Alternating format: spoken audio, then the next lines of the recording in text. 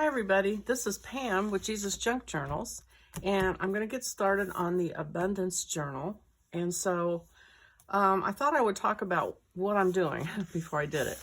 So here are the pages from the main kit.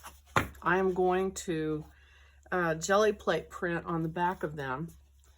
And then I went through the add-on kit and I separated them into two groups. One group are pages that don't need anything on the backs, like pockets are not going to show, so I don't need to paint them. Envelopes, I guess you could see part of them, but I'm not gonna paint those. These tags I'm planning on gluing to these tags, so I don't need to paint those. Now, if you're going to do those separately, you might want to paint the backs of them.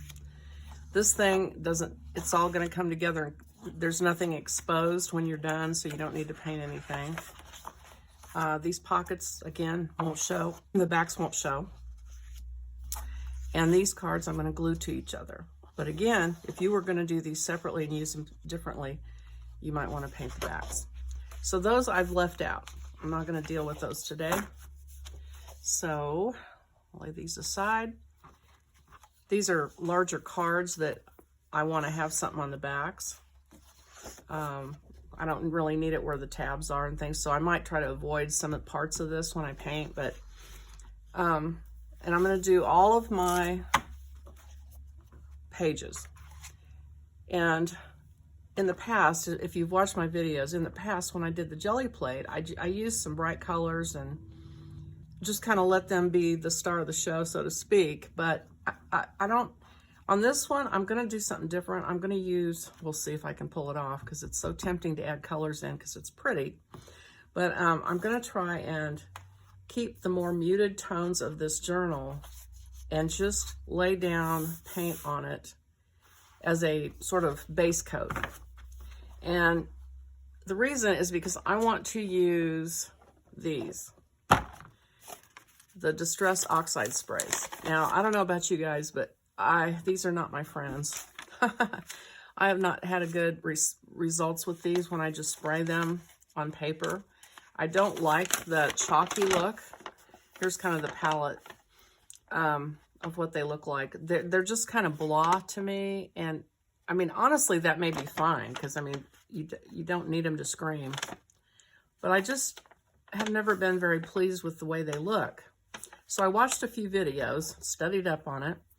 And what worked for me was when I took paint or not paint, gesso, like clear gesso, white gesso, covered the surface of the paper with it and let it dry, and then came back and sprayed the oxide sprays on top or the mica sprays on top of it.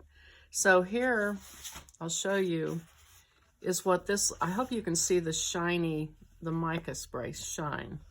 This was on top of gesso. And I really love this. I think this looks great. And then here's some where I did the gesso, and hopefully you can see the flashes of the color. It's mainly brown, but it's got like pinks and blues. There's a good green one. Hopefully you can see the green in that. But to get these dramatic like drips and highlights to show, you have to have paint under them, and at least that's my experience. And here's proof of that. I accidentally spilt one of my bottles of mica spray, so I just really quick I grabbed some paper and just mopped it up because I didn't want to waste it. And this is just plain paper, and you can't see any of the mica. Anything. It just looks like brown paint. Not pretty at all. So that just again confirms to me, you know, that here's without paint and here's what it looks like if you have paint under it. So what I'm going to do is put down a layer of paint with the jelly print pad, and then I'm going to come back after they're dry and use the Distress sprays, the Oxide sprays, sorry, and some of the mica sprays. I've got Lindy's sprays and just different ones. Here's a glimmer mist, a Tattered Angels glimmer mist, but everything just looks so much better over a layer of acrylic paint You don't want to use watercolor. It needs to be something that seals off the paper so it doesn't absorb anything. So I will be right back. I'm going to move over to the jelly plate and we'll pick up there. So just for fun, I'm going to show you my setup. I've shown you before, but like, so here's what I'd call the dry side where I do most of my cutting and pasting and most of my work. And there's, you know, where I have things arranged in drawers. But then I have, so this is a table, and then I have another folding table backed up to the back of it. So you can see there's two tables. This is what I call the wet side. It's such a mess, you may not be able to see what's going on here, but I just thought I'd show you quickly. So I have a plastic tablecloth down, and it's just for, you know, wet stuff. And I've got the glass cutting board over here. So I just thought I'd show you kind of what my setup is. I'll be right back. Okay, so I'm over here on this wet side, which I have to say is not my favorite side to do this. I have different lights and different setup for the camera and so on, and it's just not my favorite. So anyway, now I'm going to scrape this off. I've got paint from before, the acrylic paint that doesn't come off with water. And I just use a scraper from the hardware store. This is one of those, whatever, like 8-in-1 or 25-in-1 or whatever's tools. It's supposed to be able to do everything with it. I'm always like, I'm not sure what that's for. But I just use this. Now, I'm sure Tim Holtz probably has a special scraper for $25 to clean off your glass table, but this is what I use. And it takes a little bit of elbow grease if you don't get it up right when you do it, which I didn't.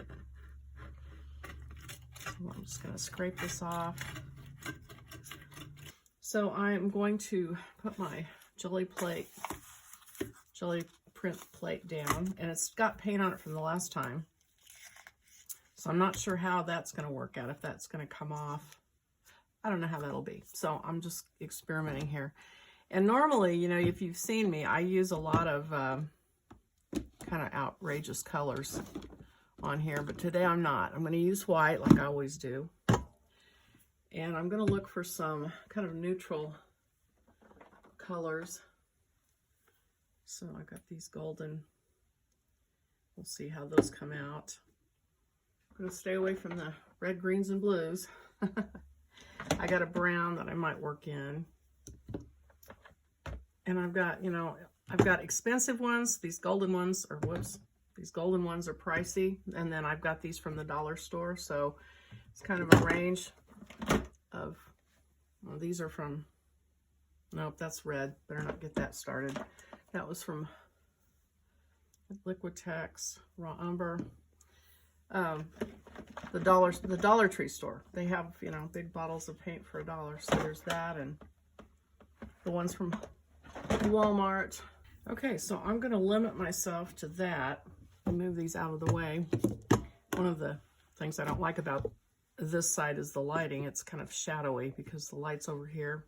I've got one here and one here, but the lights, you can see shadows. Sorry about that. Okay, so I'm going to start out with white.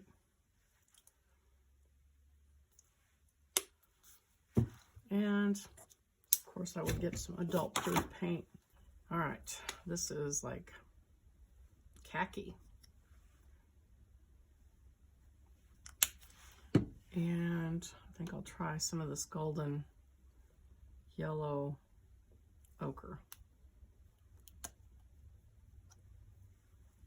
And that stuff is strong, so I'm just gonna put a little bit. And where's my roller?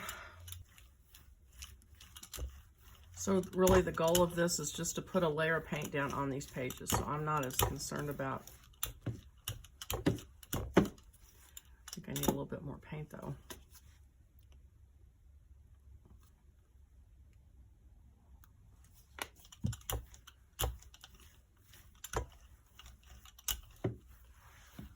So just kind of laying down a base for the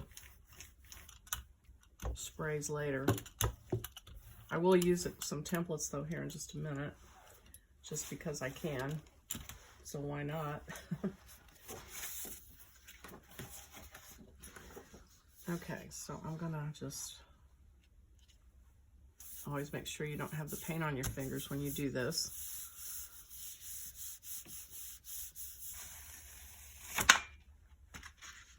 Okay, so that's kind of cool. It didn't lay down as much paint as I thought it would, so I've got some blank spots. So I need to probably go back and give it another layer of paint. So I'm going to be a little more generous with the paint.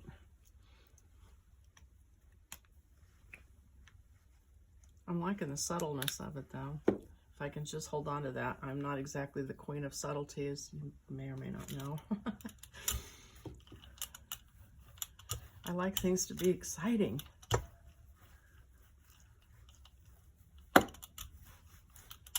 So it takes a little more self-control.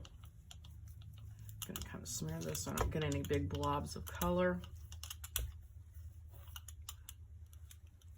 And then I don't know if you've watched me do this before, if you've watched videos on it, but I take my roller. I have a journal over here that I don't like. And I lay it over here to the side and I roll the roller off on it just to kind of clean the roller off. And then I just turn a page whenever one gets too packed with paint. Get this on here before I get it too dry. Okay, that's a little bit better coverage. And it looks pretty cool, I think. Still didn't get it up close to the edges as much, but that's all right. I'll lay that over. Go to the next one.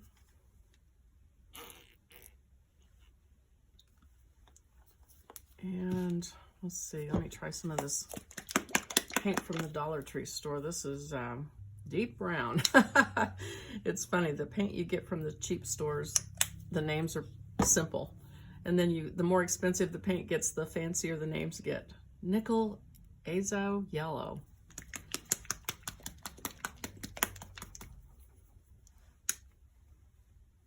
Okay, now this has got a little bit more, yeah, color to it, but I'm gonna try and, woo, all right.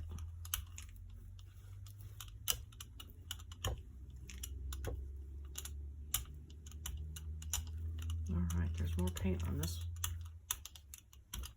I don't know why I can't get paint up there. Okay, it's not wanting to stick on that corner there. Okay.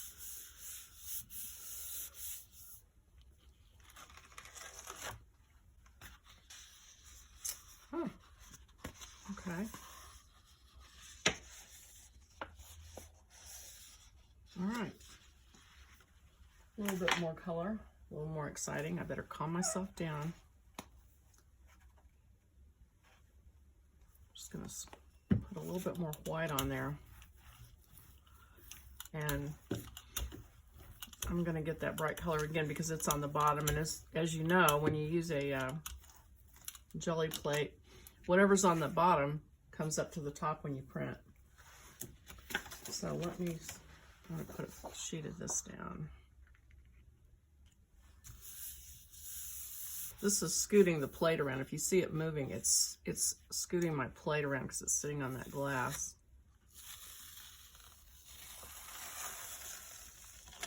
So it's starting to pick up that layer that was on this when we started. See the blue that I didn't put any blue, but it's got that paint that was stuck to it before, so it's picking that up. So that's making it more interesting.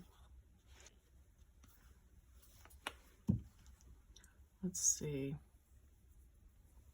I'm going to try this Liquitex Soft Body Burnt Sienna. Oh, good grief. Okay. Well, I didn't want to try that much of it, so let me use my scraper. Let's see if I can lift some of this off.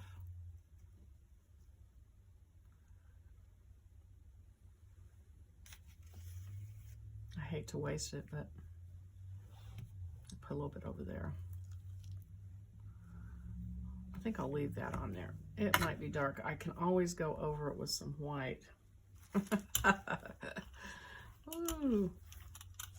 All right. That is very brown.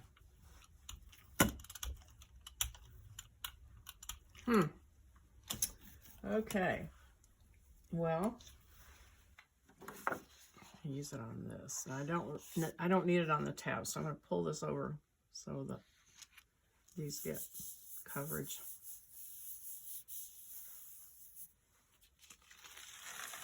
And that looks like mud. But I'll go back over it with some lighter paint. Tone that down in just a second. Okay, so I think what I'm going to do is just take a piece of paper and lift off that paint, because I'm not liking that. I don't really want to have to fix mistakes. So let me go get some paper. I'm going to lay this paper down that I showed you earlier. It's already kind of a lost cause. I mean, I know that eventually it'll look good when I keep putting things over it. I can decoupage on it and all that, so it's not a lost cause by any means, but I might as well use it to clean the plate off. Okay, so there's that, and I think I'll pick up just as much as I can of that.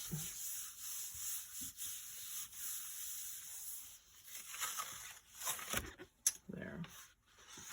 Okay, all right, let's get back to a little more quiet color. I'm going to put some white and khaki. I think that's what they called it. Okay, does this happen when you paint? I managed to drag my hand through that brown paint that I scraped off over here.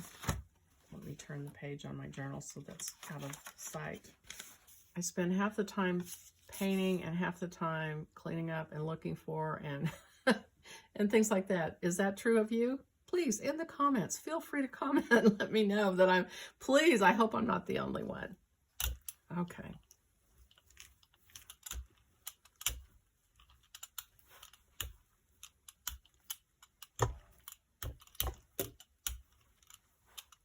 All right, now I'm going to go back on this one because that one's just ugly. And redo this. Just as soon as I get the paint off my hands. Don't do what I said earlier and smear paint on the top while you're pressing this down. Okay, that quieted it down some. Still needs work. Okay, cleaning myself up. And this is why we wear aprons. Actually, I didn't have anything on my apron yet. It's all on my hands, but I'm going to put a little bit more white and a little bit more of the khaki. Roll that on.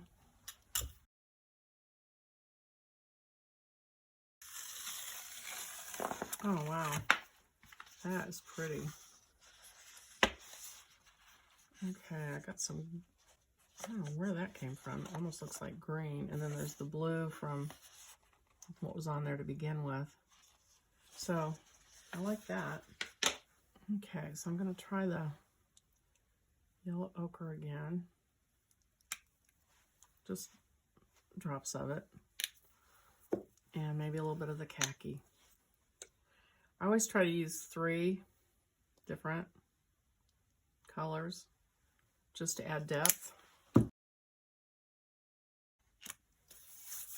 That yellow ochre picks up in that dress really nice. I could add in a little bit of subtle green if I could find some subtle green. Or make it subtle, because there is quite a bit of green on this.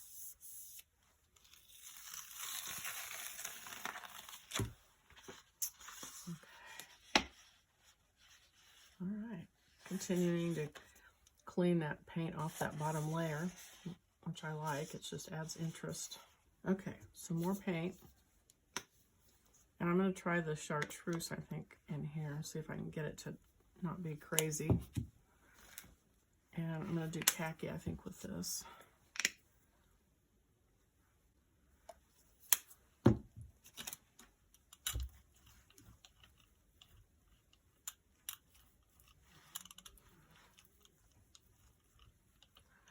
I want to be sure that green doesn't get, it needs to be muted, so I'm going to mix it with the colors here just a little bit. Okay, and I'll put it on this one.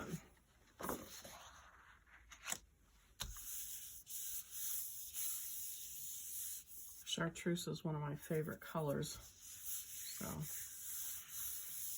can't go wrong with that. Okay, oh yeah, I like that a lot. And let's see, probably pretty much always I add white.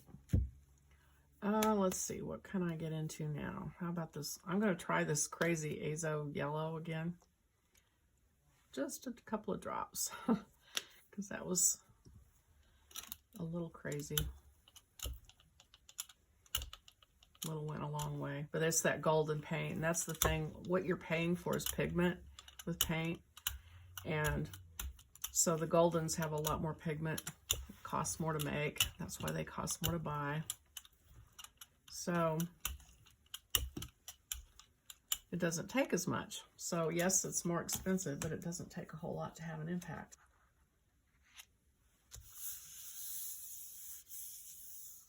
So some of the tones of this painting are in this paint I just laid down.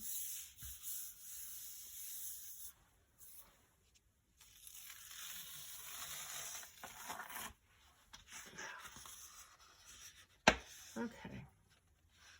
All right, so let me get a little bit more adventurous and try raw umber. I'm going to put the white down first, because as I said, whatever goes down first is what shows at the top. So this, even though this is on the bottom on the plate, it'll come up on the top on the print. So I'm going to put white down first, and then a little bit of this raw umber. This is the other weird thing about paint. Some of it's very liquidy, some of it gets really thick. So I'm going to take handle of this brush. Oh yeah, this is pretty thick. And just kind of streak it.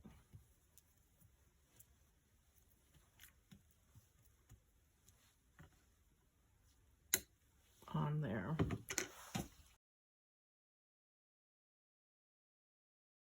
So this paint was very dry. You can see I'm rolling it in really well to mix it.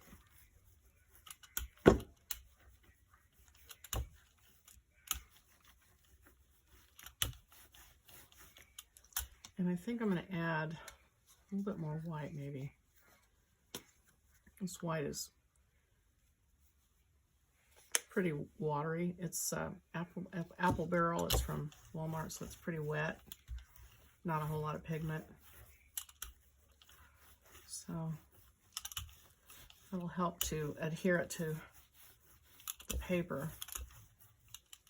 Not let it get too dried out. Now that's pretty uniform. We'll see if I get any kind of detail on that.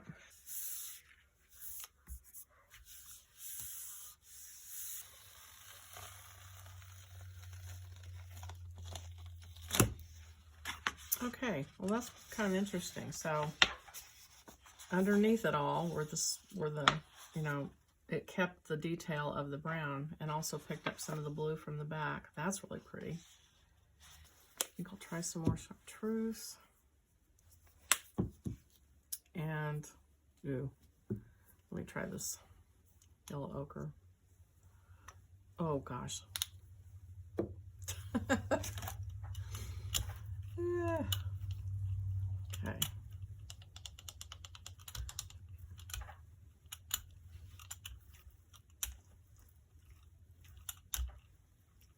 That is a lot of paint on there. Okay. I'm planning on decoupaging on these quite a bit, so. Okay, well, that's pretty. I like these so far. And I think I could get, actually I'm gonna just put some white over this and get another print off of this color combination, I think. I haven't even used stencils yet. Thought I would, but I use this sheet with these cards on it.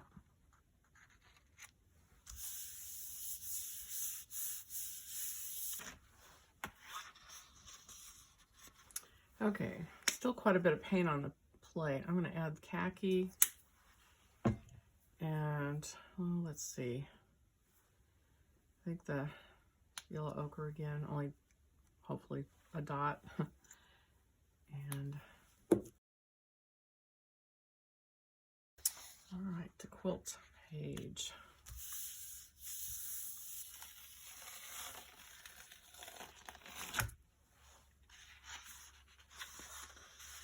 Okay, a little darker tone, but still nice and neutral. All right, that looks like it took most of the paint off, so I'm going to go ahead and kind of start over, so to speak. White, chartreuse, and let's see. All right.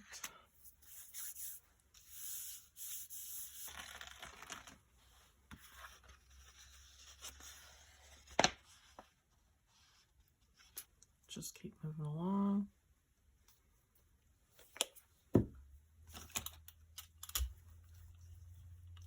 I think I might go ahead and lay the base coat down on these, and then I might come back and use the stencils if I need to add something over them, but I really don't think I need the stencils this time. I'm pretty happy with the way they look. And since I'm going to let those sprays kind of be the excitement and the decoupage be the excitement, this is really just a preliminary step. Okay, that picked up a lot of grit on the edges from that old paint. Okay, do I dare use this brown again? What else have I got? Oh, this was the one that went crazy. Let me just see if I can. Ooh. Just gotta put a little bit there. And I'll move it around with the roller. And the golden ochre.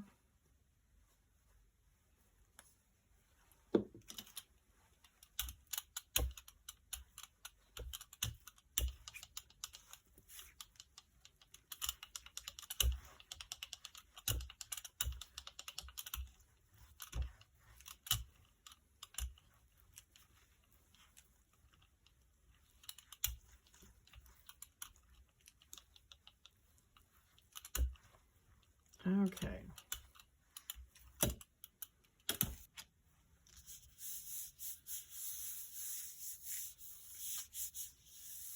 Didn't really need paint on the tabs, but it's in the middle, so it's going to get paint. Hopefully that doesn't hurt anything. That's kind of cool.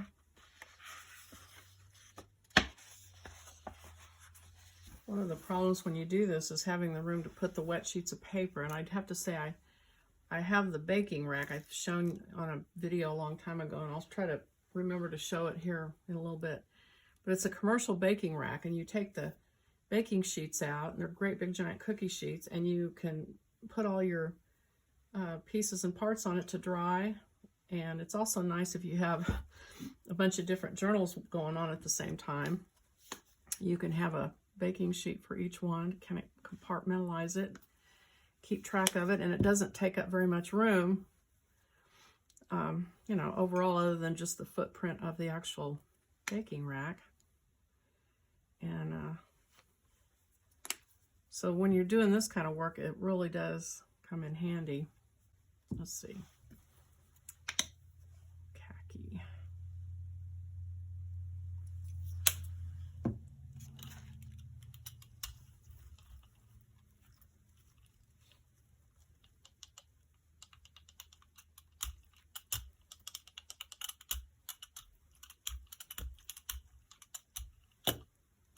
Okay.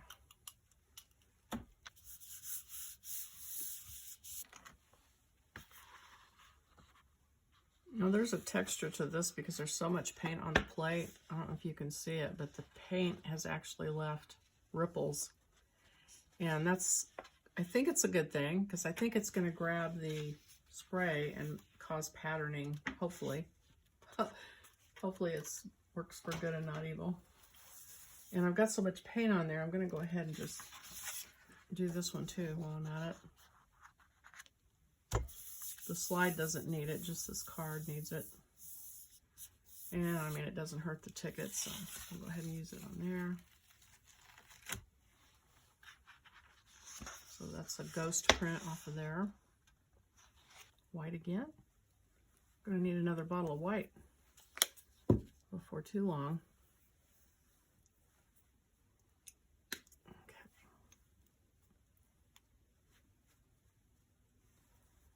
I'm going to, that's that azo.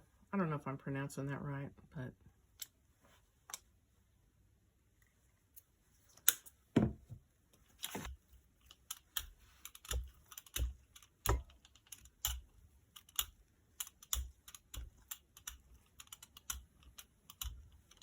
a lot of paint on there.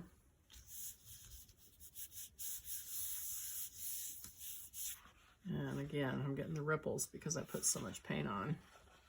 But I think it'll be okay. I think I'm going to just try and print from that. Get a ghost print because there's just so darn much paint on it.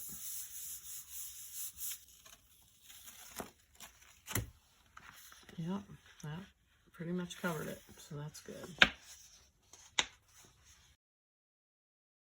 I've got green underneath, so I'm just going to add the khaki and white, and it'll still pick green up from underneath, I'm guessing.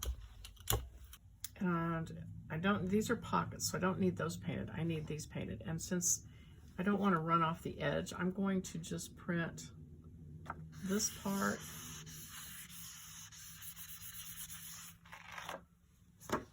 And then I'm going to come over and print this corner over here.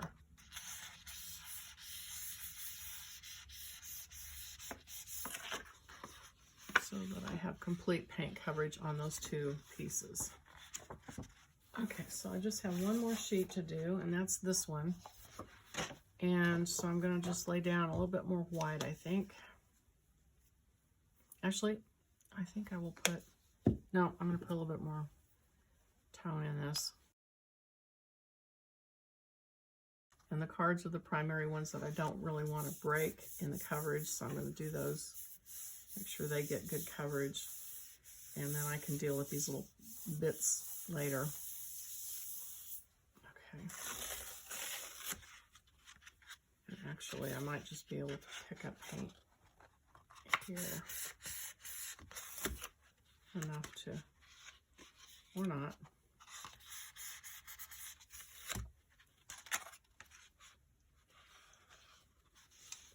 Okay, I'll let that dry and deal with it later.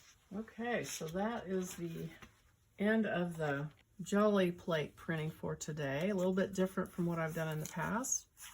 So I'll move on the next video. I'm going to go ahead and start doing the sprays, and after that we'll do decoupaging on these. So,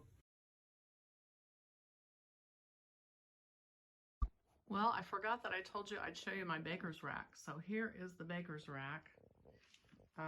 And so you have baking sheets, and you can put your papers on them to dry, but it's also nice, like I've got several journals in progress. Anyway, so I have a tray, and I can put, you know, all those. It actually will hold, I think it's 20 sheets, and I think I only have 10. But anyway, it's very handy when you have a lot of things to dry. And just put them on the tray and get them out of your way. So anyway, that's that.